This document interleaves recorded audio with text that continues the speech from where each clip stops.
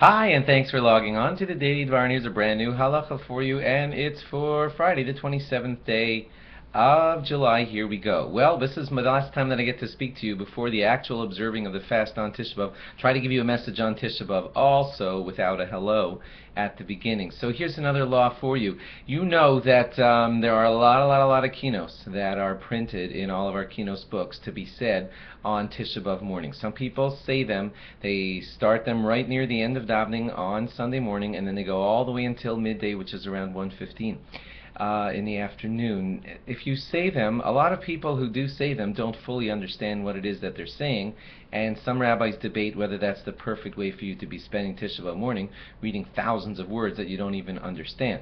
Therefore, there is another stream of thought, and it is quoted in the rabbis of the Talmud, which says, better to say less kinos, but to understand what it is that you're saying. And therefore, you will find in a lot of shuls that there are rabbis who will do a lot of time explaining the kinos, or explaining stories at the backdrop of those kinos, and then they will say less of the kinos, but they will spend a lot of time teaching them to you.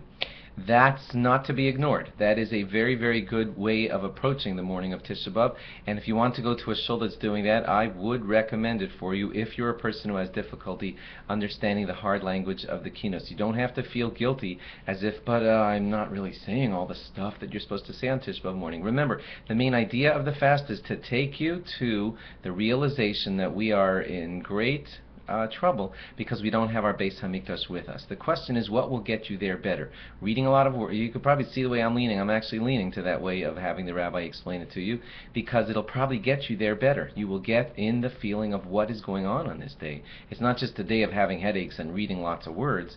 It's a day of thinking about where we are, where we would have been had we had our Beis Hamikdash. What could I do to get us to repent, all of us, myself and everybody included, so that we could be better people and have the Beis Hamikdash and be worthy of having it rebuilt in our time. If having the kinos explained to you and having a rabbi take you with stories, to the place where your heart and brain needs to be, then I would recommend that for you. Because as the words of the rabbis say, better to say less kinos, but to understand what it is that you're saying. And please remember that after the kinos are over, the rest of the day on Tisha B'Av should not be spent playing video games or something like that. If you're tired, you may sleep. If you're feeling weak, you may sleep, but you should not be watching, well, you can watch movies as long as they're in the spirit of some shows will show Holocaust things, or things that get you in the feeling of what it's like for us to be, how difficult it is for us to be in Gullus. Those would be appropriate, but distracting things, games and everything, not recommended at all. That's very much off of the spirit. Thanks for logging on. Log on again after Shabbos, when we will be in the middle of observing the fast, and we'll have brand new laws for you then too. Bye-bye. Have a great Shabbos.